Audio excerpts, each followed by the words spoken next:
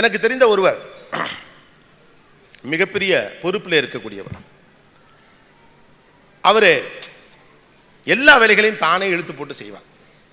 ஒரு நாள் அவரை நான் பார்க்க போயிருந்தேன். எனக்கு என்னன்னா, அவரை நம்ம பார்க்க போகிறோமே, அவருக்கு நேர தொந்தரவுனா என்ன பண்ணுவோம் அப்படின்னு ரொம்ப யோசித்து அவர்கிட்ட நான் கேட்குறேன், நான் உங்களை பார்க்கலாமா அப்படின்னு கேட்குறப்ப வா வா அப்படின்னு சொல்கிறார். அவர் ஒரு பெரிய பணியில் இருக்கக்கூடிய ஒரு பெரிய நிறுவனத்தை நடத்தி கொண்டு இருக்கிறவர். பார்த்தா என்ன பண்ணுறாரு, பின்னால் லோடு ஏற்றி விட்றாங்க சாமான். அங்கே ஒரு பனியனை போட்டுக்கிட்டு ஒரு கைலியை கட்டிக்கிட்டு இவர் லோடு ஏற்றிக்கிட்டு இருக்கிறார். நான் போய் அவர்கிட்ட கேட்டேன், ஏங்க இந்த வேலையெல்லாம் நீ பார்க்குறீங்க, இதுக்கு தான் ஆள் இருக்கு, அவங்க பார்க்கலாமே அப்படின்னா. உடனே ஒரு கோவம் வந்துச்சு. நீங்களாம் இந்த ஜென்ரேஷன், உங்களுக்குலாம் ஹார்ட் ஒர்க்னாவே என்னன்னே தெரியாது, உனக்கெல்லாம் அறிவு இருக்குதா, நீங்களாம் இன்றைக்கி பாருங்கள் எல்லாம் சௌகரியமாக இருக்குன்னே பார்க்குறீங்க அப்படின்னா. ரைட், இருந்தாலும் டென்ஷனில் இருக்காப்பில், இப்போ நம்ம சொன்னால் கேட்க மாட்டாப்பலான்ட்டு நான் வந்துட்டு வீட்டுக்கு போனோடனே அவருக்கே தோணிருக்கும் போல் இருக்கு, இவ்வளோ எவனும் திட்டிருக்க மாட்டான், நம்ம திட்டி விட்டோமேனு.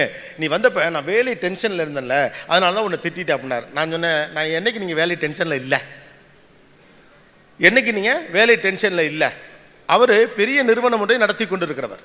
அவர்கிட்ட நான் சொன்னேன், உங்கள் பிரச்சனை என்னென்னா, நான் கடினமான உழைப்பாளின்னு இந்த உலகத்தை நீங்கள் சொல்லிக்கிட்டு இருக்கவே ட்ரை பண்ணுறீங்க. வீட்டுக்குள்ளே இருக்க உங்கள் ஒய்ஃபுக்கிட்ட பாரியா இவ்வளோ சம்பாரிச்சும் கூட என் புருஷன் எவ்வளோ சிம்பிளாக இருக்காரு, கடுமையாக உழைக்கிறாருன்னு பண்ண பார்க்குறீங்க. உங்கள் எம்ப்ளாயிஸ் எல்லாம் டே நான் இன்னைக்கு மூட்டை தூக்க மாட்டேன், ஆமாம் மூட்டை தூக்குறது உலகமாக சாதனை பாருங்க அப்படின்னு அவன்கிட்ட சொல்ல ட்ரை பண்ணுறீங்க. நான் சொன்னேன், இதே துறையில் ஒரு குறிப்பிட்ட துறையில் 20 ஆண்டுகளுக்கு மேலாக 30 ஆண்டுகளாக நீங்கள் இந்த பணியில் இருக்கிறீர்கள். 30 ஆண்டுகளாக ஒரு முட்டாள் வேலை பார்த்தால் கூட அவனுக்கு கிடைத்திருக்கக்கூடிய அனுபவத்திலிருந்து மூளைக்கு ஒரு பலம் வந்திருக்கும். அந்த மூளை பலத்தை வைத்துக்கொண்டு உங்கள் நிறுவனத்தை அடுத்த இடத்திற்கு எப்படி நகர்த்துவது என்பது குறித்து தான் உங்கள் நேரத்தை நீங்கள் செலவழிக்க வேண்டுமே ஒழிய மூட்டை தூக்குவதில் அல்ல அப்படின்னா அவரால் அதை ஒத்துக்க முடியல. அதானே உண்மை. 30 ஆண்டுகளாக அதற்கு பழகி இருக்கக்கூடிய ஒரு மூளையால் தான் சிந்திக்க முடியும். என்னுடைய நிறுவனத்தில் நான் பணி செய்யக்கூடிய தொலைக்காட்சியில் பார்த்தீங்கன்னா இந்த மாதிரி எக்கச்சக்கமான லைட்டு போடையில் ஒரே ஒரு எக்ஸ்பர்ட் வரும், அவனுக்கு அவ்வளோ பேர் வெயிட் பண்ணுவாங்க. வந்து என்னன்னா ஏதோ ஒரு இடத்துல ஒரு லைட்டை திருப்பணும், அது எங்கே எப்படி திருப்பினா ஷேடோ விழாதுன்னு கண்டுபிடிக்க முடியாது, போராடுவானுங்க. மேலே 10 பேர் இருந்து லைட்டை கட்டி தொங்குவான், இங்கிட்டு திருப்புவான், அங்கே பண்ணால் இங்கே ஷேடோ விழும், இங்கே பண்ணால் அங்கே ஷேடோ விழும், அங்கே ஷேடோ வந்தால் 2 பக்கம் அப்படி ஒரு கோர் விழுகும், அப்படி ப்ளூ வராது, பிரச்சனை வரும். அவன் வருவான், வந்துட்டு இப்படி பார்த்துட்டு அது லெஃப்ட் எஜ் பண்ணு அப்படிமா, இப்போ ஜிப்பு கீழே இருக்குப்பா வச்சு அதுக்கு கீழே இது கொண்டு வாப்பா, 2 kV கொஞ்சம் கூட்டுப்பா அப்படிமா, ஷேடோ வராது. யோசிச்சு பாருங்க, இவன் லைட்டு தூக்கி கொடுத்துக்கிட்டு இருந்தான்னா இதை கற்றுக்கிட்டே இருக்க முடியாது வாழ்க்கையில். ஆக இந்த மூளை பலமானது என்று எவன் நம்புகிறானோ அவன் தான் இன்னைக்கு திறமசாலி. 30 ஆண்டு கால அறிவை நான் மூட்டை தூக்க பயன்படுத்த வேண்டுமா, தொழில்நுட்பத்திற்காக பயன்படுத்த வேண்டுமா என்று ஒருவனுக்கு புரியணும். தயவு செஞ்சு அந்த டேகை கழட்டி முதல்ல கீழே போடுங்க. டேக்னா இப்போ கழுத்தில் போட்டுருக்க சொல்ல, அது வேற. எல்லா பேரும் கோவி சொன்னான்னு கழட்டி போட்டு உழைப்பாளிங்கிற பேர் வாங்குறதுக்காக ஒரு பொய் கேம் ஆடுறீங்களா. இதுக்குன்னே வீட்டு வாசல் ஒரு கிளவி வச்சிருக்குது, அது எப்போ போனாலும் சொல்லும், பாவம் புள்ள ரொம்ப கஷ்டப்படுறான், அவன் நல்லா இருந்தா கூட அதான் சொல்லும் அந்த கிளவி. ஏன்னா அப்படி சொன்னா தான் அதுக்குன்னே அந்த கிளவி ஸ்டாண்டர்ட், அது வேற டயலாகே இருக்காது. பாவம் புள்ள கருத்து போயிட்டான், அந்தாலும் பிறந்ததுலேருந்தே கருப்பாக தான் இருப்பான். பாவம் புள்ள இழைச்சி போயிட்டான், அந்தாலும் ஒரு நாளும் குண்டா இருந்தது இல்லை. ஆனால் ஸ்டாண்டர்டா யாராவது நம்மை பற்றி பாவமாக பேசுறதுல நமக்கு ஒரு பேரானந்தம் இல்லையா. அதனால தான் நம்மளால் கிரிட்டிசிசத்தை ஏற்றுக்கவே முடியல. யாராவது நம்மை பற்றி புகழ்ந்து கொண்டே இருக்க வேண்டும், யாராவது நம்மை பற்றி பாவமாக பேசிக்கொண்டே இருக்க வேண்டும். அவனை போல ஒரு கடும் உழைப்பாளி யாராவது இருக்கிறார்களா, நடுகாலில் நம்ம போட்டோவை போட்டு எல்லா பயபிள்ளையும் கும்பிடணும் வேண்டியதே இல்லை. உங்கள் மூளையை வைத்துக்கொண்டு என்ன செய்ய வேண்டும் என்று உங்களுக்கு தெரிந்திருந்தால் நீங்கள் திறமைசாலி, அவ்வளவுதான். 100 ரூபாய்க்கு ஆசைப்படுவதை நிறுத்தி 1000 ரூபாயை நோக்கி உங்கள் இலக்கிற்கு உங்களுக்கு பொறுமை இருக்கும் என்றால் நீங்கள் திறமைசாலி. தட்ஸ் இட், அவ்வளவுதான். இந்த கடும் உழைப்பு நம்முடைய பிள்ளைகள் இன்னைக்கு ஏன் பிஸ்னஸ்க்கு வர மறுக்கிறாங்க? ஒரு BMI கான்ஃபரன்ஸில் கூட அதுதான் நான் சொன்னேன். ஏன் நம்முடைய பிள்ளைகள் கடும் திறமைசாலிகளாக இருந்தாலும் கூட பிஸ்னஸ் பாண்டியான இப்போ இருக்கக்கூடிய பல பேருக்கு அந்த கவலைகள்லாம் இங்கே இருக்கலாம். நான் ஒரு அற்புதமான சாம்ராஜ்யத்தை கடினமாக 50 ஆண்டுகளாக உழைத்து வைத்திருக்கிறேன், ஆனால் என்னுடைய பிள்ளை அதை எடுத்துக்கொள்ள மறுக்கிறான் அப்படின்னு. எப்படி எடுத்துக்குவான்? பிஸ்னஸ் பற்றி நம்முடைய வீடுகள் நம்முடைய பிள்ளைகளுக்கு என்ன சொல்கிறாங்க? அம்மாவும் என்ன சொல்லுகிறார், அப்பாவும் என்ன சொல்கிறார்? உலகத்திலே பயங்கர கஷ்டமான வேலை பிஸ்னஸ். காலையில் 4 மணிக்கு எந்திரிச்சு எங்கள் அப்பா கடைக்கு போனார்னா ராத்திரி 11 மணிக்கு வரும். நானும் அவரை சண்டேயில் கூட வீட்டில் பார்த்ததே இல்லை. அதுக்கு வீட்டில் அம்மா சொல்லிகிட்டே இருப்பாங்க, இந்த ஆளை கட்டி ஒரு நிம்மதியும் இல்லை, இந்த ஆளை கட்டி ஒரு நிம்மதியும் இல்லை, இந்த ஆளை கட்டி ஒரு நிம்மதியும் இல்லை. எப்படி இருக்கும்னு? அவர் தான் கடின உழைப்பாளியாச்சே. இந்த கடின உழைப்பாளி பேர் எடுத்துக்கிட்டா ஒரு பிரச்சனை இருக்குது. வேலை இல்லாட்டியும் ஆஃபீஸ்லேயே இருக்கணும், உண்டு தானே. அப்புறம் மூஞ்சியை சோகமாகவே வச்சுருக்கணும், சாப்பாட்டெல்லாம் வேகமாக சாப்பிடணும், அப்போ தான் கடின உழைப்பாளி. இல்லாட்டி ஒத்துக்க மாட்டாங்க. மென்று தின்னு நீங்கள் கவனிச்சு பாருங்க, ரொம்ப சக்ஸஸ்ஃபுல் பர்சனுக்கு ரொம்ப பொறுமையாகவே இருப்பான். பிகாஸ் அவன் தன்னுடைய மூளையை எப்படி பயன்படுத்த வேண்டும் என்று தெரிந்தவன், தன்னுடைய நேரம் எவ்வளவு முக்கியமானது என்று தெரிந்தவன். 5 மணி நேரம் நின்று சரக்க லாரியில் ஏற்றி விடுற அந்த நேரத்துக்கு அந்த ஆள் தூங்கட்டுங்கிறேனா தூங்கி எந்திரிச்சு ஃப்ரெஷ்ஷாக அடுத்த பிஸ்னஸ் பிளானை சிந்திச்சானா கம்பெனியை டைவர்சிஃபை பண்ண முடியும், அடுத்த இடத்துக்கு போக முடியும். நாலாவது முக்கியமான விஷயம், if you are not egoless and if you are not emotional you are talented. அதான் உண்மை. நீங்கள் ஈகோலெஸ்ஸாக இமோஷன்லெஸ்ஸாக இருந்தீங்கன்னா நீங்கள் டேலண்டட். ஒரு நிறுவனத்தை வளர்க்குறீங்க, அடுத்ததை சர்வதேச அளவுக்கு நீங்கள் கொண்டு போகணும் அப்படின்னா உங்கள் சொந்த நிறுவனத்திலேயே நீங்கள் சிஇஓ ஆகணும். உங்களுக்கு ஒரு வெஞ்சர் கேபிட்டலிஸ்ட் உள்ளே வருவான், ஒரு போர்ட் ஆஃப் கமிட்டி உள்ளே வருவான், சர்வதேச நிறுவனங்கள் ஏஞ்சல் புரோக்கர்ஸ் உள்ளே கொண்டாந்து பணம் போடுவான். ஒரு 50 கோடி ரூபாய் பொறுமானம் உள்ள ஒரு நிறுவனத்திற்கு உள்ளே 150 கோடி ரூபாய் போட 3 பேர் 2 பேர் ரெடியாக இருப்பான். அதை வாங்கி உள்ளே போட்டுக்கிட்டு உங்கள் சொந்த கம்பெனிலே வேலை பார்க்கக்கூடிய அளவுக்கு உங்களுக்கு ஈகோலெஸ்ஸாக இருந்தால் your brand will become bigger.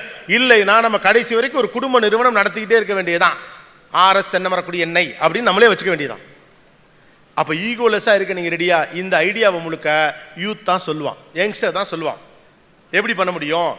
ஒரு பெரிய நிறுவனத்திலேருந்து எப்படி நிதியை உள்ளே வாங்கி போட முடியும், நிதியை உள்ளே வாங்கி போடுவதன் மூலமாக இன்றைக்கி இருக்கக்கூடிய மார்க்கெட் சைஸை எவ்வளோ பிகராக மாற்ற முடியும் அப்படிங்கிறத புதியவர் தான் சொல்லுவாள். அப்போ திறமை என்பதற்கான அளவுகோல் என்பது மாறிக்கொண்டே இருக்கிறது. முதல் முக்கியமான விஷயம் ஷேரிங். எவன் ஒருவன் பகிர்ந்து கொள்ள தயாராக இருக்கிறானோ அவன் திறமைசாலி. Point number 2, egoless new idea acceptance. புதிய திட்டங்களையும் புதிய செயல் வடிவங்களையும் ஏற்றுக்கொள்ள யார் தயாராக இருக்கிறானோ அவன் தான் இன்றைக்கு திறமைசாலி. மூணாவது முக்கியமான விஷயம், இந்த சொசைட்டியில் வாட்ச், இது ஒரு ஆட் பண்ணிக்கங்க, நான் இடையில சொன்னதை தாண்டினது, இந்த சமூகத்துடைய பாப்புலிஸ்ட் வியூக்கு பலியாகாமல் நீங்கள் இருந்தால் நீங்கள் திறமைசாலி. இன்றைக்கி அதான் ரொம்ப அவசியம். ஒரு பாப்புலிஸ்ட் வியூக்கு நீங்கள் பலியாகாமல் இருக்கணும். ஏன்னா இன்றைக்கி உலகம் முழுக்க பாப்புலிஸ்ட் வியூ தான் வைக்கப்படுது. நாம் பேசிகிட்டு இருக்கப்பையும் சரி, டிவியில் பேசுகிறப்ப பார்க்குறப்பையும் சரி, இல்லை மற்றவங்க எங்கேயாவது பேசும்போது சரி, என்ன பேசுகிறோம்? பெரும்பாலும் ஒரு பாப்புலிஸ்ட் வியூ வைக்கிறோம். இந்த உலகமே மோசமாக இருக்குது வைக்கிறோமா இல்லையா? பூரா பயலும் திருட்டு பய வைக்கிறோமா இல்லையா?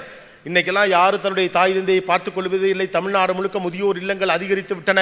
இரக்கமற்று இருக்கிறார்கள் இந்த இளம் தலைமுறையைச் சேர்ந்தவர்கள். காளி கோயிலில் சத்தியம் பண்ணுறது போய் எல்லாரும் இன்னைக்கு கலாச்சாரம் கெட்டு சீரழிந்து விட்டது. லிவிங் டுகெதர் தான் இன்னைக்கு எல்லாரும். நம்மளாவே ஒரு கற்பனை, நம்ம மனசு எவ்வளோ வக்கரமாக இருக்கோ அதுக்கேற்ற மாதிரி ஒரு கற்பனை பண்ணும். இன்னைக்கு இளைஞர்கள் பொறுப்பற்று இருக்கிறார்கள். பாயிண்ட் நம்பர் 1, எப்போதுமே இந்த பாப்புலிஸ்ட் கேட்க சுவாரஸ்யமாக இருக்கும், அதுதான் கைத்தட்டுவோம். இப்போ நானே இங்கே இருந்துக்கிட்டு இன்றைக்கி இருக்கக்கூடிய ஜென்ரேஷன்லாம் பொறுப்பே இல்லாமல் இருக்கிறாங்க. அவன் பொறுக்கித்தனம் பண்ணுறாங்கன்னா ஆமான்னு கைத்தட்டுவோம். ஏன்னா நமக்கு கெட்டதை கேட்பதில் ஒரு பேரானந்தம். இந்த மனசை அப்படி டிசைன் பண்ணிட்டானோ. நல்லது சொல்லுங்கள், கேட்கவே மாட்டான். ஏன்டா நல்லது சொல்லலேன்னு மட்டும் கேட்பாங்க. யோசிச்சு பாருங்க, ஏன்டா நல்லது சொல்லலேன்னு அடிக்கடி கேட்போம். ஆனால் நல்லது சொன்னால் ஒருத்தனை கேட்க மாட்டோம். நமக்கு கெட்ட விஷயங்களை கேட்பதில் ஒரு மனநிலை இருக்குது. அதான் பாப்புலிஸ்ட் வியூ. பொது பிம்பத்திலிருந்து முன்வைக்கக்கூடிய விஷயங்களை ஏற்றுக்கிட்டா நீங்கள் திறமைசாலியாக இருக்கவே முடியாது. கூட்டத்தில் ஒரு ஆளாக தான் இருக்க முடியும். ஆனால் பொது பிம்பத்தை தாண்டி உண்மை என்ன என்று தேடுகிற ஒரு மனசை நீங்கள் தயார் செய்து கொள்ள வேண்டும். பாயிண்ட் நம்பர் 1, ஒரு எக்ஸாம்பிளுக்கு நம்ம எடுத்துக்குவோம். முதியோர் இல்லங்கள் அதிகரித்து விட்டன. இன்றைக்கெல்லாம் பார்த்தீங்கன்னா வயசானவங்க எல்லாரையும் முதியோர் இல்லத்தில் சேர்த்து வராங்க. வாட்ஸ்அப்பில் வருது, ஃபேஸ்புக்கில் வருது. நாமளே பேசும்போது அதானே பேசுகிறோம். அந்த காலத்துலலாம் பெரியவங்க எப்படி பார்த்துக்கிட்டோம். இன்றைக்கி பாருங்கள், பிள்ளைங்க கொண்டு போய் முதியோர் இல்லத்தில் விட்டாங்க. நீங்கள் உலகத்தெல்லாம் சுற்றி பெருசாலாம் கவனிக்க வேண்டாம். உங்களுக்கு தெரிந்த ஒரு 50 பேரை எடுத்துக்கொள்ளுங்க. உங்கள் குடும்பத்துலேருந்து 10 பேர் எடுத்துக்கோங்க. உங்கள் சொந்தக்காரன்லேருந்து 10 பேர் எடுத்துக்கோங்க. உங்களுடைய ஃபஸ்ட்டு சர்க்கிள் நண்பர்கள்லேருந்து ஒரு 10 பேர் எடுத்துங்க. உங்களுக்கு தெரிஞ்ச ஒரு 10 பேர் எடுத்துங்க. உங்கள் ஃப்ரெண்டோட ஃப்ரெண்டு ஃபேமிலிஸில் ஒரு 10 பேர் எடுத்துங்க. 50 ஆள் எடுத்துங்க. இந்த 50 குடும்பத்தில் யார் அவங்க அம்மா அப்பா கொண்டு போய் முதியோர் இல்லத்தில் விட்டாங்க செக் பண்ணுங்க.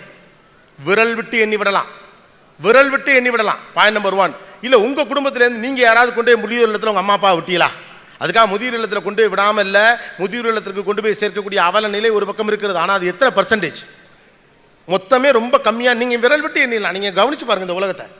யதார்த்தமாக உங்களை சுற்றி இருக்கக்கூடிய மனிதர்களை கவனித்து பார்க்குறது, நம்ம சித்தப்பா மக்கள், பெரியப்பா மக்களோ, மாமா வீட்டிலேருந்தோ, யாரோ ஒரு வீட்டிலேருந்து அல்லது சொந்தக்காரங்க, நமக்கு அடுத்த தெருவில் இருக்கிறவங்க, பக்கத்து ஊருக்காரன், போக வர பழக்கமாக இருந்த ஒரு குடும்பத்திலேருந்து ஒருத்தன் கொண்டு போய் அம்மாவையும் அப்பாவையும் அல்லது அம்மாவை கொண்டு போய் முதியோர் இல்லத்தில் விட்டுட்டான் அப்படின்னு யாருக்கிட்டையா தகவல் இருக்கா? ஆனால் எல்லாரும் இளைஞர்கள்லாம் கெட்டு போயிட்டாங்க, முதியோர் இல்லத்தில் கொண்டு போய் விடுறாங்கன்னா ஆமான்னு கைத்தட்டுறோம். ஏன்? கெட்டதை கேட்டு பழகுகிறது மனசு. கெட்டதற்கு காது கொடுக்காமல் உண்மை எது என்று ஆராய தெரிந்தவன் தான் இன்னைக்கு இருக்கக்கூடிய டேலண்டட் பர்சன். அவன் பாப்புலிஸ்ட் வியூக்கு பலியாக மாட்டான். இளைஞர்கள் பொது புத்தியிலேருந்து என்ன சொல்கிறோம்? இளைஞர்கள்லாம் பொறுப்பு இல்லாமல் இருக்கான்.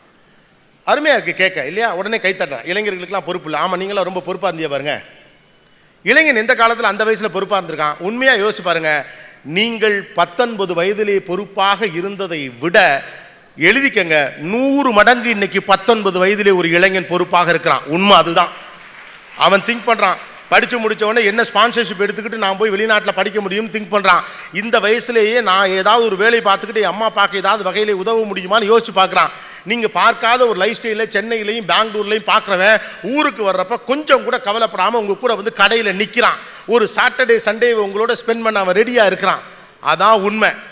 இன்னும் சொல்ல போனா இங்க இருக்கிற பல கோர்ஸ் 22 வயசுல கல்யாணம் பண்ணி 23 வயசுல பிள்ளையும் பெற்றிருப்பீங்க. ரைட்டு தானே? சொந்த காசுல, அப்பா அம்மா காசு இல்லாம சொந்த காசுல ஒரு வீடு வாங்கிட்டு தான் கல்யாணம் பண்ணணும்னு 32 வயசு வரைக்கும் ஒத்த காலில் நிற்கிறான். இன்னைக்கு அவன் பொறுப்பா நீங்க பொறுப்பா? ஆனா சொல்லல என்ன சொல்லிப்பா, இளைஞர்கள் பொறுப்பற்று இருக்கிறார்கள். ஏன்னா நல்லா இருக்குல்ல. தவறு என்று சொல்லுவது நமக்கு ரொம்ப பிடிக்குது. ஆனா அதை தாண்டி ஒரு தலைவனாக நீங்கள் இருக்கணும். ஒரு பாப்புலிஸ்ட் வியூ உடைக்கிறவன் தான் திறமசாலி. அப்படி சொல்றான். ஆனா அது உண்மையிலே உங்களுக்கு கண்டுபிடிக்க தெரியணும். பாப்புலிஸ்ட் வியூக்கு மதிமயங்கக்கூடிய எண்ணம் உங்களுக்கு விளங்கணும். அதுக்குள் போய் பலியாகக்கூடியவன் ஜெயிக்கவே முடியாது. அவன் உண்மையை அந்த மார்க்கெட்டை கண்டுபிடிக்க முடியாது. இந்த மார்க்கெட் எப்படி, இந்த மக்கள் எப்படி நம்ம கண்டுபிடிக்க முடியாது. ஏன்னா ஒரு பாப்புலிஸ்ட் வியூக்கு பலியாக இருக்கான். இந்த உலகமே கெட்டது, பூரா பயிலும் கெட்டவன். அது கிடையாது. இயல்பு என்னபோது நீங்கள் கவனிச்சு பார்த்தீங்கன்னா உங்களுக்கு தெரிஞ்சிடும். இன்னைக்கு எல்லா பயிலும் நீங்கள் யோசிச்சு பாருங்க. அசால்ட்டாக பேசுறீங்க. நம்ம வீட்டு பிள்ளைங்க தான் ஐடியில் வேலை பார்க்குது. ஐடியில் கலாச்சாரமே இல்லை, பொறுப்பு இல்லாமல் இருக்கான். அதெல்லாம் ஒன்றும் கிடையாது. அவனும் மத்தியானம் புளியோதரெல்லாம் எடுத்து தான் போகிறான். அவன் பேரும் சுப்பிரமணி. அப்படி தான் இருக்குது. நம்ம வீட்டு பிள்ளைங்க தானே ஐடியிலே வேலை பார்க்குது. அப்புறம் நம்ம வீட்டு பிள்ளையிலே ஏன் கழுவி ஊற்றுறோம்? அப்போ கெட்டது பேசுகிற ஒரு பேரானந்தம் இருக்கிறது. ஒரு பாப்புலிஸ்ட் வியூக்கு தயவு செய்து பலியாகாதீர்கள். பாப்புலிஸ்ட் வியூக்கு பலியாகிறவனால சமூகத்தையும் கவனிக்க முடியாது, இண்டஸ்ட்ரியும் கவனிக்க முடியாது. பாப்புலிஸ்ட் வியூங்கிறது இதுதான். இந்த ஷூ கதை தெரியுமா? ஆப்பிரிக்காவில் ஷூ விற்கிறது ஒரு பாப்புலிஸ்ட் வியூ. ஒருத்தர் போகிறார், ஒரு கம்பெனி ஒருத்தர் அனுப்புது அமெரிக்கா. ஆப்பிரிக்காவில் நம்ம போய் ஷூ கம்பெனி தொடங்கலாமா பாருன்னு அனுப்பி வைக்குது. அவன் போயிட்டு வந்து ஒரே ஒரு வியூ வைக்கிறான், பாப்புலிஸ்ட் வியூ. அங்கே ஒரு வேலையும் செருப்பே போடலங்க. அங்கே எப்படிங்க நம்ம செருப்பு விற்கிறது, ஷூ விற்கிறதுங்கிறான். அடுத்து இன்னொரு ரெப்ரஸன்டேட்டிவ் அதே நிறுவனம் அனுப்பி வைக்குது. அவன் போயிட்டு வந்து சொல்கிறான், அந்த ஊரில் ஒரு பயிலும் செருப்பு விற்கல, ஒரு பயிலும் செருப்பு போடலை, நாம் கம்பெனி தொடங்கினா ஜெயிச்சிடலாங்கிறான். முதல்ல போனவன் பாப்புலிஸ்ட் வீக்கு பலியாகிறான். செருப்பு போடாத ஊரில் எப்படா செருப்பு விற்பேன்னு. அடுத்து போகிறவன் பாப்புலிஸ்ட் வீக்கு பலியாகலை, செருப்பே போடாத ஊரில் நம்ம செருப்பு போட வைக்கலான்னு. அவ்வளவுதான். அவன் தான் நியூ மேன், அவன் தான் நியூ ஐடியாலஜி. பாப்புலிஸ்ட் வீக்கு பலியாகாது. ஆனால் ஊடகங்களில் தொடங்கி பொது பேச்சில் தொடங்கி எல்லா இடத்துலையும் பாப்புலிஸ்ட் வீ தான் நம்ம முன் வைக்கிறோம். எல்லாம் தவறுன்று வைக்கிறோம். இந்த மனுஷனை நம்பாமல் யாரை நீங்கள் நம்ப போறீங்க? உறவுகள் எல்லாம் பொய்யானது, பாப்புலிஸ்ட் வியூ. நண்பர்கள் துரோகம் செய்கிறார்கள், பாப்புலிஸ்ட் வியூ. இந்த பொம்பளை பிள்ளையிலே நம்பப்படாதுடா, பாப்புலிஸ்ட் வியூ. பொம்பளை பிள்ளைகளை நம்பலாம், அப்புறம் யாரை கல்யாணம் பண்ணிப்பீங்க? பயப்பிள்ளைய முழுக்க மோசமானவங்க. இந்த ஆம்பளைங்கெல்லாம் மோசமானவங்க. இன்னைக்கு பசங்கள்லாம் மோசமாக இருக்கானுங்க. பொம்பளை பிள்ளைங்க பாப்புலிஸ்ட் வியூலேருந்து வைக்கிறீங்க இல்லையா? ஒரு 19 வயசு பிள்ளை 20 வயசு பிள்ளை என்ன கருத்தை முன் வைக்கிறீங்க? பசங்கள்லாம் மோசமானவன். உங்கள் அண்ணன் அவன் நல்லவன், உங்கள் அப்பா அவர் தங்கமான மனுஷன். உங்கள் வீட்டு அப்பாவும் உங்கள் வீட்டு அண்ணன் நல்லவனா, எங்கள் வீட்டு அப்பாவும் எங்கள் வீட்டு அண்ணன் நல்லவன் தானே. ஒன்று நாம் எல்லாரையும் கெட்டவன்ட்டு நம்மளை நல்லவேங்கிறோம். அப்படி எல்லாரும் சொல்கிறான். எப்படி? நான் மட்டும் நல்லவன், பூரா பயிலும் கெட்டவன் அப்படின்னு எல்லாரும் சொன்னால் இந்த உலகத்தில் உண்மையாகவே நல்லவன் யார், உண்மையாகவே கெட்டவன் யார்? We are adapting this populist view without sense. ஆனால் இந்த பாப்புலிஸ்ட் வியூவை உடச்சிக்கிட்டு உண்மை எதுன்னு எவனுக்கு கவனிக்க தெரியுதோ அவன் ஜெயிச்சிருவான். அவன் தான் திறமைசாலி. அவன் அந்த அப்படியே பொது புத்தி மறைக்காது. பிஸ்னஸ்ல எப்படி தான், இப்போல்லாம் எந்த லாபமும் இல்லைங்க பிஸ்னஸில். கடைசி வரைக்கும் பிஸ்னஸே தொடங்க மாட்டான். எந்த பிஸ்னஸ் நீங்கள் எடுத்தாலும் ஒரு பாப்புலிஸ்ட் வச்சுருக்கான். லோனே கிடைக்காதுங்க, போயே பார்க்க மாட்டாங்க. இந்த பாப்புலிஸ்ட் வீக்கு அடிமையாகிறவங்க போயே பார்க்க மாட்டாங்க. அரசியலே மோசங்க, போய் பார்த்தியா? பார்க்கல. இல்லை, அரசியல் மோசங்கிற பொது புத்திக்கே பலியானவன் அரசியலுக்கு போக மாட்டான். பிஸ்னஸ்னாவே ரிஸ்க்குங்க. இந்த பொது புத்திக்கு பலியானவன் பிஸ்னஸ்க்கு போக மாட்டான். ஐடி கம்பெனிக்கு போனால் கெட்டு போயிடுவாங்க. இந்த பொது புத்திக்கு பலியானா நீங்கள் ஐடிக்கு போகிறதே கிடையாது. அதே தான் நீங்கள் வச்சுருங்க. ஃபேஸ்புக்கே மோசங்க அப்படின்னா உங்கள் பிள்ளை அதுக்குள்ளே போய் வேலை பார்த்தானா உருப்பட விட மாட்டேங்க. ரைட்டு தானே? அப்போ மோசம் என்று உங்களுக்கு சொல்லப்படுவது கேட்க சுவாரஸ்யமாக இருக்கிறது. தயவு செய்து பொது புத்திக்கு பலியாகாதீர்கள். இது பெரிய சிக்கலாக இருக்கு. இன்னைக்கு எல்லா இடத்துலையும் பொது புத்தியிலே எல்லாத்தையுமே நீங்கள் அணுகிக்கிட்டே இருக்கீங்க. நீங்களே ஒரு ரோட்டரி கிளப் வச்சுருக்கீங்க, ரோட்டரி கிளப்பில் மெம்பராக இருக்கீங்க. உங்களை பற்றி நல்லதும் சொல்கிறவங்களும் இருக்காங்க, ஒரு பொது புத்தி அடிப்படையிலேருந்து சொல்கிறவங்களும் இருக்காங்களா இல்லையா? அப்படி ஒரு விமர்சனத்தை நீங்களே உங்கள் காதில் வச்சுருப்பீங்களா இல்லையா? அது உண்மையா? உள்ளே வந்து பார்த்த பிறகு தானே தெரியுங்க நல்லது கெட்டது எத்தனை விஷயம் இருக்குது, நெட்வொர்க்குங்கிற பாசிபிலிட்டி எவ்வளோ இருக்குது, நல்ல விஷயத்துக்காக எவ்வளோ செய்கிறோம், எவ்வளோ நோயை எராடிகேட் பண்ணியிருக்கோம், அரசோடு சேர்ந்து எவ்வளோ செயல்பாடுகள் செய்கிறோம், உலக அளவில் எவ்வளோ விஷயங்கள் ரோட்டரி கிளப் நடக்குதுங்கிறது நீங்கள் உள்ளே வந்தால் தான் தெரியும். சும்மாப்பா ஜாலியாக பேசிக்கிட்டு இருப்பாங்க அப்படிங்கிற பொது புத்தியை நீங்கள் நம்பினா ஒரு அமைப்புக்குள்ளே வரப்போகிறதே கிடையாது. அப்போ பொது புத்தியை நம்பாமல் உண்மை எது என்று கற்று தேறுகிறவன் தான் இன்றைக்கு திறமைசாலி. பொது புத்திக்கு பலியாகிறவன் திறமைசாலி அல்ல. The generation is gone. அடுத்தது, தனக்கான லீடர்ஷிப்பை ஈகோ இல்லாமல் பண்ணுறவன் தான் இன்னைக்கு பெரிய திறமைசாலி. Mark Zuckerberg is talking in Harvard. Is a stopper. அவர் வந்து படிப்பே முடிக்கலை இல்லையா? இஸ் அ பாதியில் படிப்பை நிறுத்திட்டு வெளியில் வந்து ஒரு ஆள் இன்னைக்கு உலகத்தை கைக்குள்ளே வச்சிருக்கான். அமெரிக்க அரசியலே அவனுடைய நிறுவனங்கள் வழியாகலாம் தீர்மானிக்கப்படுகிறதுன்னு சொல்கிறாங்க. மார்க் ஜூக்கர்பர்க் ஹார்வர்ட்லேயே பேசுகிறான். ஒரு drop out student from Harvard is talking on Harvard and saying, நான் என்னுடைய நிறுவனத்தை எப்படி வளர்த்தெடுத்தேன்னு பேசுகிறான். 25 ஆண்டுகளுக்கு முன்னதாக நம்ம என்ன பேசுகிறோம்? நான் கடுமையாக உழைத்தேன், மிக பயங்கரமாக போராடினேன், சோற்றுக்கு சிரமமாக இருந்த போதும் கூட என்னுடைய கனவுகளிலிருந்து நான் ஒரு நாளும் பின்வாங்கவில்லை. எல்லா படமே சிவாஜி கணேசன் படம் கிளைமாக்ஸ் மாதிரியே இருக்கு. அவன் ரொம்ப சிம்பிளாக பேசுகிறான். ஏன்னா அவன் யதார்த்தத்தை பேசுகிற போது யதார்த்தமாக ஒரு துறைக்கு வர வேண்டியவன் ஏற்றுக்கொள்கிறான். அந்த நிறுவனத்தை நான் தொடங்கினேன், அப்போது அதுக்கு ஒரு பெரிய வரவேற்பே கிடையாது. ஒரு கட்டத்திலே அந்த நிறுவனத்தை வளர்த்து எடுப்பதற்காக என் கூட இருந்தவர்கள் எல்லாம் நம்பிக்கை இழந்து விட்டார்கள். ஆனால் ஐ set I will not sell my company at any cost அப்படின்னு சொல்கிறேன். ஒரு கட்டத்தில் அந்த கம்பெனிக்கு நல்ல விலை வருது, எல்லாரும் என்ன சொல்கிறாங்க, இந்த நிறுவனத்தை நம்ம வித்துட்டு போயிடலாம்ப்பா, ஏன்னா இதுக்கு மேலே நம்மளால் இதை கொண்டு போக முடியாதுன்னு சொல்கிறப்ப அவன் சொல்கிறாரு, no I will not sell this company அப்படின்னு சொல்கிறார். அப்படி சொல்லிட்டு மார்க் ஜூக்கர்பெர்கே சொல்கிறான், உடனே நீங்கள் நான் பயங்கரமாக பிளான் பண்ணேன், அப்போவே நான் கண்டுபிடிச்சிட்டேன் அப்படிலாம் யோசிக்கக்கூடாது, ஏதோ எனக்கு தோணுச்சு, இவ்வளோ கஷ்டப்பட்டு உருவாக்கணும், இதை ஏன் நம்ம விற்கணும்னு தோணுச்சு, தட் ஒர்க் அவுட் அப்படிங்கிறான். அவ்வளோதான், நான் ஒர்க் அவுட் பண்ணேனே சொல்லலை. That work out somehow that becomes $1 billion company today. ஆனால் நாம் ஒரு கதை அதுக்கு உருவாக்குவோம் தெரியுமா இல்லையா? நாங்கள் விளக்குழியில் கீழேருந்து தான் படித்தோம், அந்த என்ன தெருவில் இருக்க தெருவிளக்கு கீழேருந்து தான் படித்தோம், இப்படி சோக கதையாக ஒப்பாரியாக சொல்கிறது.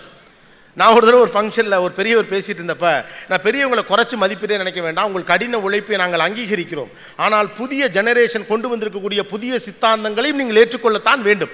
ஒரு பெரியவர் மேடையில் பேசுகிறப்ப, நாங்களெல்லாம் அந்த காலத்திலே தெருவிளக்கிலே படித்தோம், இன்றைக்கு இருக்கக்கூடிய பிள்ளைகளுக்கு இவ்வளவு வசதிகள் இருந்தும் படிக்காமல் இருக்கிறார்கள் அப்படின்னப்ப, அவரோட ஃப்ரெண்டு என் பக்கத்தில் உட்காந்தார். அவரும் பெரியவர், அவர் கிளாஸ்மேட்டான், அவர் கொஞ்சம் ஜாலியாக பேசுகிறவர். நான் அவர்கிட்ட கேட்டேன், என்ன அப்படியே சொல்கிறீங்க, எப்போ பார்த்தாலும் நாங்கள் தெருவிளக்கில் படித்தோம், இப்போ இருக்கவங்களாம் படிக்கவே மாட்டேங்கிறாங்கலாம் சொல்கிறீங்களே, என்ன விவரம் அப்படின்னு கேட்டப்போ அவர் சொன்னார், சும்மா சொல்கிறான் தம்பி, அவன் அப்போல்லாம் வீட்டில் கரண்ட் இருக்காது, லைட்டெல்லாம் கிடையாது, தெருவில் தான் விளக்கு இருக்கும், சரின்னு அங்கே உட்காந்து படித்தோம், அதை இவன் ஹிஸ்ட்ரி ஆக்கிட்டான். எப்படி வீட்டில் அப்போ லைட்டு கிடையாது, தெருவில் லைட் இருக்கும், ஜாலியாக அங்கே உட்காந்து படிச்சிருக்காங்க, அதை எப்படி மாற்றிட்டாங்க பாருங்கப்பா. நாங்களெல்லாம் தெருவிளக்கில் உட்காந்து படித்தோம், உங்கள் வீட்டில் லைட்டே இல்லைடா, அதனால் தெருவில் உட்காந்து படிச்சிங்க. ஆனால் இந்த ஜென்ரேஷன் என்ன சொல்கிறான், உண்மையாகவே அதுவாக நடந்துருச்சுங்கிறான், ஸ்ட்ராட்டஜி பண்ணதில் ஸ்ட்ராட்டஜி ஆச்சுங்கிறான். நான் திட்டமிட்டு நடத்தியது இது என்பதை தெளிவாகவும், அதுவாகவே நடந்தது அது என்பதை தெளிவாகவும் சொல்கிறான். ஏன்னா லைஃப்பில் முழுக்க நீங்கள் திட்டமிட்டது வழியாக நடக்காது, லைஃப்பில் ஏதோ ஒரு மேஜிக் நடக்கும் டக்குன்னு. அப்போது ஒரு புதிய தலைமுறையை சேர்ந்த ஒரு தொழில் விற்பனர் என்ன சொல்கிறாரு, பிலீவ் இன் மேஜிக் ஆல்சோங்கிறான். கடின உழைப்பு மட்டுமல்ல, மனிதர்கள் ஏதோ ஒரு இடத்துல ஒரு மேஜிக்கை உனக்கு உருவாக்குவார்கள். சிண்ட்ரெல்லா கதைகளில் வரும் மாதிரி அக்கேஷனலி பிலீவ் இன் மேஜிக்னு ஒரு புதிய கருத்தாக்கத்தை அவன் சொல்கிறான். நான் என் கம்பெனியை விற்கக்கூடாதுன்னு நினச்சேன், ஏதோ அப்புறம் எனக்கு ஸ்ட்ராங்காக தோணுச்சு, சரின்னு விற்கலை, இன்னைக்கு ஒர்க் அவுட் ஆயிருச்சு அப்படிங்கிறவன் அடுத்து ஒரு விஷன் கொண்டு வரான்.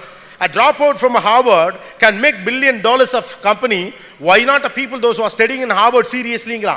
ஒரு ஹார்வர்டுடைய ட்ராப் அவுட்டு $1 billion கம்பெனியை பண்ண முடியும்னா, அதில் சீரியஸாக படிக்கிறவங்களுக்கு ஏன் அந்த வாய்ப்பு கிடைக்கலன்னு இப்போ நான் யோசிக்கிறேங்கிறான். அவன் தனக்கு தோன்றுவதை வெளிப்படையாக உண்மையாக வைக்கிறான். இந்த ஜென்ரேஷன் அப்படிப்பட்டது தான். யார் வெளிப்படை தன்மையோடு இருக்கிறார்களோ அவர்கள் தான் இன்றைக்கு திறமைசாலி. ரகசியத்தை மூடி வச்சுக்கிறவங்களாம் கிடையாது, ஃபார்முலா வெளியே சொல்ல மாட்டேங்கிறவங்களாம் கிடையாது. மாப்பிள்ளை நானும் படிச்சுட்டேன், நீயும் படி, இல்லாட்டி நான் இதை படிக்கிறேன். இதை ஆக்சுவலாக பார்த்தீங்கன்னா தப்புனாலும் கூட சில ஃப்ரெண்ட்ஸ் எல்லாம் நான் பார்த்துருக்கேன், 2 செட் ஆஃப் ஃப்ரெண்ட்ஸ் இருக்கானுங்க. ஒரு செட் ஆஃப் ஃப்ரெண்ட்ஸ் ரொம்ப அன்பாக பாசமாக இருப்பானுங்க, ஆனால் படித்தேன்னு பக்கத்தில் சொல்ல மாட்டானு. 2 பேரும் இவன் படித்து அவன்கிட்ட சொல்ல மாட்டான். சில கேங்கு தருவானு, மாப்பிள்ளை இது படிச்சிட்டியா, ஓ நான் அது படிக்கலடா, நீ இது படிக்கலன்னு கேட்பான். நான் அது படிக்கலன்னு சொன்னால் அவன் இதை படித்து வச்சுக்குவான். ஆளு கொஞ்சம் படிச்சுக்கிட்டு பக்கத்தில் உட்காந்து எழுதி, இவன் படித்தது அவன் எழுதிடுவான், அவன் படித்தது இவன் எழுதிடுவான். இது பெட்டருங்கிறேன் நான். 2 பேருமே சேர்ந்து ஒருத்தருக்கு படிக்க வேண்டியது 2 பேர் பிரிச்சுக்கிட்டு பார்த்து எழுதி பாஸ் ஆயிடுறானு. Sharing is success. அதுக்காக நீங்கள் காப்பி அடிச்சு எழுதுங்க நான் சொல்லலை. Transparency is talent today. Transparency is talent today. ஒளிச்சலாம் வைக்க முடியாது. ஐடியாங்கிற ஒன்றுக்கு மட்டும் ஒரு மிகச்சிறந்த பலம் இருக்குது. அறிவுக்கு மட்டும்தான் நீங்கள் கொடுக்க வளரும், மீதி எல்லாம் நீங்கள் கொடுக்க தேயும். பணம் கொடுக்க குறையும். ஆனால் அறிவுங்கிறது கொடுக்க வளரும். அப்போ அறிவை அடுத்தவனுக்கு நாலேஜ் டிரான்ஸ்ஃபர் செய்ய நீங்கள் தயாராக இருந்தால், if you are ready to exchange your knowledge to the next generation or the next people, you will grow. அவ்வளவுதான். நான் வளர வேண்டும் என்று நினைக்கிறவன் இன்று தோற்று விடுவான். எல்லாருமாக சேர்ந்து வளருவோம் என்று நம்புகிறவனே திறமைசாலி. அவன் மட்டும்தான் இன்றைக்கு ஜெயிப்பான். Success through collective idea wins the race. எப்போதுமே நான் சொல்ல, individuals can win games but teams win champions. சாம்பியன்ஷிப்பை நீங்கள் ஜெயிக்கணும்னா டீமாக தான் ஜெயிக்க முடியும். அப்போ தொடர்ச்சியான வெற்றியை பற்றி யாருக்கு தெரிகிறதோ அவன் தான் திறமைசாலி. அண்ட் இன்னைய தேதிக்கு talented people never think about tomorrow, they think about future அப்படிங்கிற 2க்கு வித்தியாசம் இருக்கு. டேலண்டட் பீப்புள் நாளைய பற்றி கவலைப்பட மாட்டான், அவன் ஃபியூச்சரை பற்றி கவலைப்படான், தன்னுடைய எதிர்காலம் என்னன்னு கவலைப்படுவான். 5 ஆண்டுகளுக்கு பிறகு இந்த நிறுவனம் என்ன கட்டத்தில் இருக்கும், எனக்கு வரப்போகிற 25 கோடியை நான் எப்படி அடைவது, அதற்காக இந்த 1 கோடியை நான் விட்டு கொடுக்க தயாராங்கிறதா இப்போ கேள்வி. ஆனால் நம்ம என்ன சொல்கிறோம், நோ நோ நோ நோ, அந்த 1 கோடி மிச்சம் பண்ணு, லைஃப்பை சிம்பிளாக வச்சுக்க, no I will spend, I make money. அதான் நியூ ஜென்ரேஷன். நீங்கள் தடுத்தாலும் தடுக்க முடியாது. அதுதான் உலகத்துடைய இன்றைக்கு இருக்கிற எக்கனாமிக்ஸே. எப்படி கொண்டாந்து நிறுத்திட்டாங்க இல்லையா? அரசியலை தாண்டி பேசணும் அப்படின்னாலும் கூட அதான் உண்மை. உங்கள் கையில் காசு உங்களுக்கு எங்கிட்ட கொடுத்துரு, ஜிஎஸ்டியாக கொடுத்துரு, வரியாக கொடுத்துரு, பணத்தை ரொட்டேட் பண்ணு, கையிலே வச்சிருக்காதுன்ட்டான். இப்போ இருக்கக்கூடிய எக்கனாமிக் பாலிசி படி நீங்கள் காசை சேர்த்தே வைக்க முடியாது, செலவு பண்ணி தான் இன்றைக்கி பொருளாதாரத்தை வளர்க்க முடியும். அப்போ ஒருத்தர் செலவு பண்ண தயாராக இருக்கிறதும் கூட ஒரு கன்சர்வேட்டிவ் ஐடியாலேருந்து மாறுபட்டது தான். If you are ready to spend for right cause, you are a talented person. நீங்கள் மிகச்சரியான விஷயத்திற்கு செலவு செய்வதை புரிந்து வைத்திருந்தால் நீங்கள் மிகச்சரியான ஆள். முன்னால யாரு, எவன் ஒருவன் காசை இறுக்கி பிடிக்கிறானோ அவன் திறமைசாலி. இன்னைக்கு எவன் ஒருத்தன் கரெக்டாக செலவு பண்ணுறானோ அவன் திறமைசாலி. உலகம் மாறிடுச்சு. இறுக்கி பிடிக்கிறவன் திறமைசாலிங்கிற காலம் ஓவர். எதுக்கு செலவு பண்ணுமோ அதுக்கு கரெக்டாக கண்டுபிடிச்சி எவனுக்கு செலவு பண்ண தெரியுதோ அவன் தான் இன்னைக்கு திறமைசாலி. So 5 important points I would like to recollect. ஆக்சுவலாக நான் நினச்சேன் லேடிஸ் நிறைய இருக்கிறதுனால கொஞ்சம் ஃபேமிலி ரிலேட்டட் விஷயமா பேசுவோன்னு. Since there are a lot of businessmen, I thought I wanted to share these kind of ideas because this is contemporary. நீண்ட காலமாக நாம் ஏற்றுக்கொண்டிருந்த மனநிலைகளுக்கு விரோதமான பல விஷயங்களை தான் முன்வைக்கிறேன் நான். Again, I am trying to be very talented by honestly putting you the new age ideas without populist idea. நீண்ட காலமாக நீங்கள் நம்பிக்கொண்டிருந்த பொது பிம்பங்களுக்கு விரோதமான விஷயங்கள் தான் நான் வைக்கிற அஞ்சும். அந்த அஞ்சை I would like to recollect because I would like to start this in the end of 2017. புதிய திறமையின் அடையாளம் என்ன என்பதை ஏற்றுக்கொள்ளுங்கள். Since there are a lot of businessmen. அதனால தான் நம்ம அடுத்த ஜெனரேஷன் பிஸ்னஸ்குள்ளே மாட்ட முடியாமல் இருக்கோம். ரொம்ப கன்சர்வேட்டிவாக பிஸ்னஸில் உட்காந்தே இருக்கோம். த ஃபார்மர் ஐடியா ஆஃப் பிஸ்னஸ் என்ன அப்படின்னு கேட்டால், இந்த வருடத்தில் நான் 1 கோடி ரூபாய் லாபம் ஈட்டுகிறேன் அப்படின்னா அடுத்த வருஷம் எவ்வளோ ஈட்டணும், 2 கோடி ரூபாய் ஈட்டணும். அப்படி தானே? அதற்கு அடுத்த வருஷம் 3 கோடி ரூபாய் ஈட்டணும். அதுக்கு அடுத்த வருஷம் 4 கோடி ரூபாய் ஈட்டணும். நோ, அப்படி கிடையாது. நான் இந்த வருஷம் 1 கோடி ரூபாய் ஈட்டினா அடுத்த வருஷம் எவ்வளோ ஈட்டணும், 2 கோடி. மூணாவது வருஷம் எவ்வளோ, 4 கோடி. அதுக்கு அடுத்த வருஷம் 8 கோடி. அதுக்கு அடுத்த வருஷம் 16 கோடி. முன்னாலெல்லாம் நம்ம நம்பரில் கணக்கு பார்த்தோம், இப்போ பசங்களாம் பர்சன்டேஜில் கணக்கு பார்க்குறான். சின்ன வியூ தான். 100% growthங்கிறத அவன் எந்த இடத்துக்கு கொண்டாந்து வச்சுட்டான் பாருங்க. அப்போ please accept the new idea of talent. திறமை என்பதற்கு நாம் முன் வகுத்திருக்கக்கூடிய அடையாளங்களிலிருந்து திறமை என்பதற்கான அளவுகோல்கள் இப்போது மாறி இருக்கிறது. முதல் முக்கியமான விஷயம், புதிய விஷயங்களை மனம் ஆச்சரியமின்றி ஏற்றுக்கொள்ளுதல். இரண்டாவது விஷயம், புதிய விஷயங்களுக்கு தடை போடுவதற்கு பதிலாக அதை ஒழுங்குபடுத்தி அதன் வழியாக பயனை ஈட்டிக் கொள்ளுதல். மூன்றாவது முக்கியமான விஷயம், இளைஞர்களுடைய புதிய நவீன சிந்தனைகளை ஏற்றுக்கொள்வதற்கான மனப்பாங்கை வளர்த்துக் கொள்ளுதல். நான்காவது, பாப்புலிஸ்ட் வியூ, பொது புத்தியிலே சொல்லப்படக்கூடிய குறைசார் பேச்சுக்களுக்கு மட்டும் காது கொடுக்காமல் அதை தாண்டி உண்மை எது என்பதை கண்டறிந்து அதன் வழியாக செயல்படுதல். அதற்கு அடுத்தது, தனிப்பட்ட முறையிலே வெற்றி பெற வேண்டும் என்ற எண்ணம் இல்லாமல் டீமாக கலெக்டிவாக சேர்ந்து வெற்றி பெறுவதன் வழியாகத்தான் நகர முடியும் என்ற திறமையை வளர்த்துக் கொள்ளுதல். அடுத்தது, உங்களுக்கு ஒன்று வேண்டும் என்றால் அதை அடுத்தவருக்கு கொடுத்து அவரிடம் இருக்கக்கூடிய பெஸ்ட்டை பெற்றுக் கொள்ளுதல். Sharing is success. Last but not the least, please watch the society and understand what is the reality. These are the 6 important factors I would like to show you people at the end of this year, because நம்ம ரொம்ப காலமா கடின உழைப்பு இல்லைன்னா smart ஒர்க்னே போயிட்டு இருக்கோம். திறமைக்கான parameter வளர்ந்திருக்கிறது. அது நீங்கள் கண்டறிவதற்கான ஒரே வழி உங்களுக்கு அடுத்த தலைமுறையை கவனித்து பார்ப்பது மட்டும்தான். இளைஞர்கள் மீதான அவர்களுடைய பொது பிம்பத்தில் இருக்கக்கூடிய குற்றச்சாட்டுகளை ஒதுக்கிவிட்டு உங்கள் வீட்டில் ஒரு லீடர் இருக்கான அவனை கவனிக்க ஆரம்பிங்க. அவனை வழி நடத்தணும்னா அவன் உலகம் உங்களுக்கு தெரியணும். அவன் உலகத்தை நீங்கள் அறிந்து கொண்டால் அவனிடமிருந்தும் நீங்கள் நிறைய கற்றுக்கொள்ளலாம். வாழ்த்துக்கள். சந்தன காற்று நம் ஜன்னலில் வீசட்டும். சரித்திரம் நாளை நம் சாதனை பேசட்டும். நன்றி. less tension, more work, less tension. மறக்காம சர்ப்ரைஸ் பண்ணுங்க. Thank you.